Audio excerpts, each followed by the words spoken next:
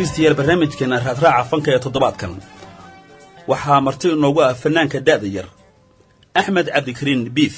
axmed, waxaad nooga warantaa taariikhdaada faneed siday ku soo bilaabatay. bismillaahi raxmaani raxiim. aad iyo aad ayaad u mahadsan tahay saaxiibkay liibaan. haddii aan su-aashaada kaaga jawaabo, runtii fanka waxaan bilaabay sanadkii 2000 ama 2000kii. anigoo muqdisho ayaana ku bilaabay. runtii halkaas ayaan fankayga ka ambaqaaday. waa tahay yaa kugu dhiirigeliyey amaad oran kartaa waad uga dayatay badweynta fanka ee aad soo gashay? runtii aniga oo jooga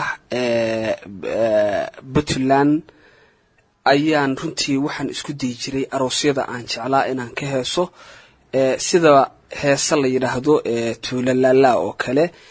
dabcan waqtiga aan kuu sheegayo ma jirin koox dhan ama wax ma garanaysaa muusiga oo lagu tumayo, laakiin waxaanu isdul saarsan jiray saxan iyo fure.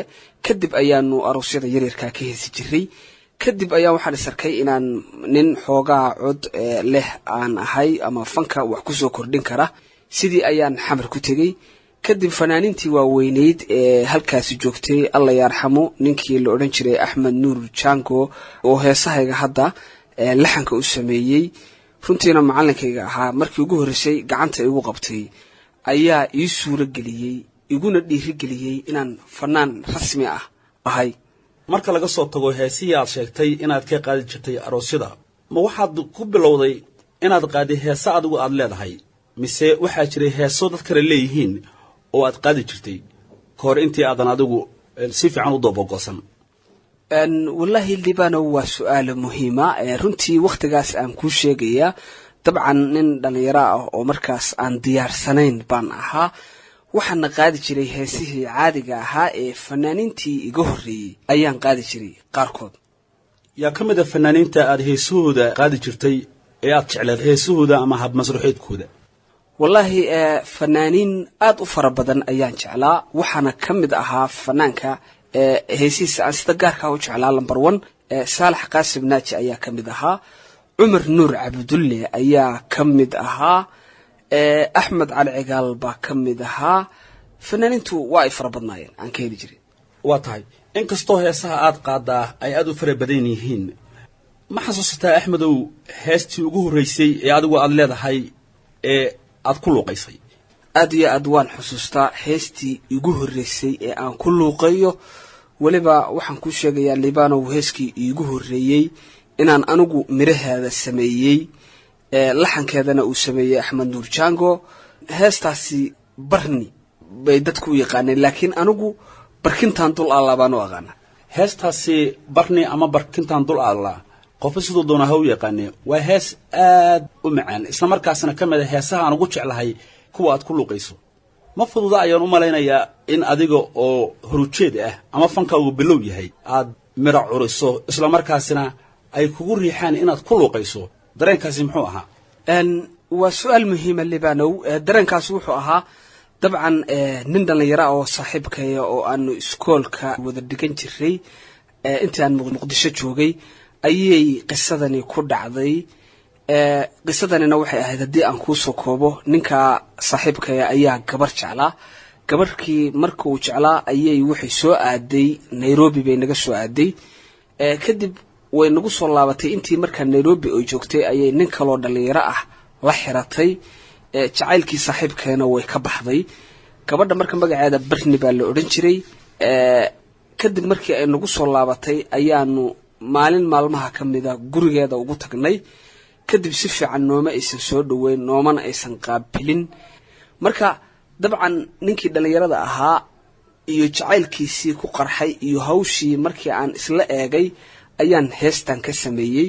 adiguna baraariyo barwaaqaad la jiiftaa, anna boogta caashaqa, waxaan ahay besteeyo barkintaan dul allaa baan ku idhi gabadhii. bal iminkan aan dhegaysano heestaasi barni ee codkiisa halalaasiga ah iyo midhahaba uu israacsaday fanaan axmed cabdikariin biif oo maantay barnaamijka marti noogu ah.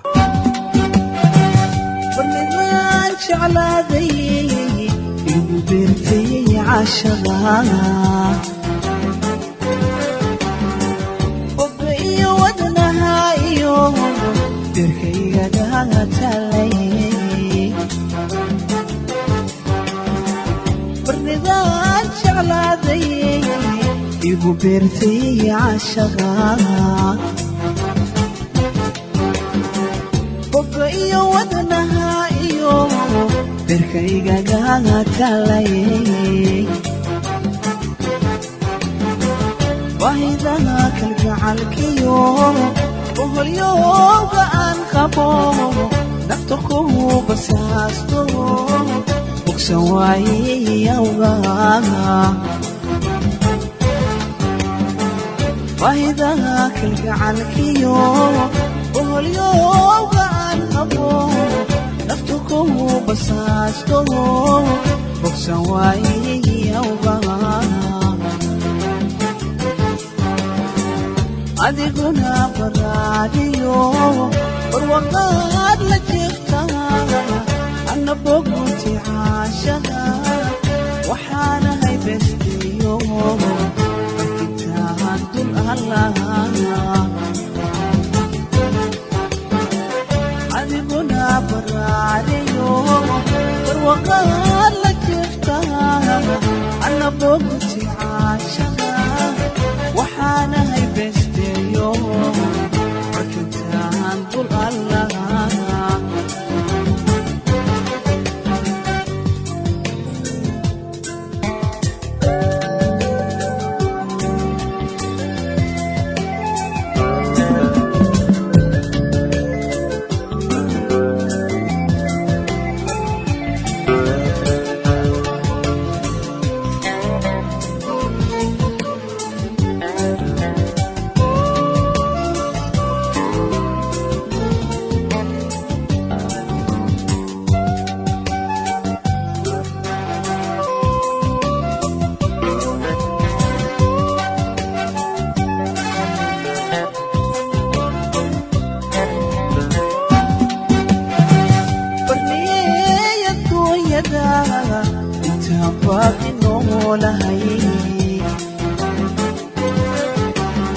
qalbiga kama baxaysidee waxaa tahay barkaye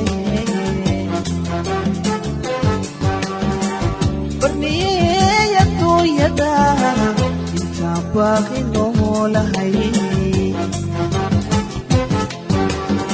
qalbiga kama baxaysidee waxaa tahay barkaye berigii aan kulaaliyo barashadii tixgeliyo ballantii dhexdeediyo wacadkii habaalmadhiin berigii aan kulaaliyo barashadii tixgeliyo ballantii dhexdeediyo wacadkii habaalmadhiin adiguna baraariyo barwaqaad la jirtaa anna bogunti caashaqa waxaanahay besteeyo intaan dul allaha adiguna baraariyo barwaqaad la jirtaa anna bogunti caashaqa waxaanahay besteeyo intaan dul allaha erayo aad u culculusayaad gabadhaasi u soo jeedisay dadka maxaa dhacay ma noqotay mid u garowda hadalkaasi iyo heestaasi mise halkeedii bay ka sii wadatay dabcan runtii jacaylkii waa ku soo laba kacleeyey waxayna runtii tiri anigu sidaan ma moodayn runtiina ninkii saaxiibkay ahaa sidaas ayuu jacaylkeedii iyo howlaheedii uu faraha uga qaaday saaxiibkay oo taas macnaheedu waxay tahay barni iyo saaxiibka isma calfan barni iyo saaxiibkay isma calfan runtii isaguna wadan hadda Yurubka ka mid jooga iyaduna dabcan Soomaaliya iyadoo joogtay baa igu wardambeysay waa qiso la yaab leh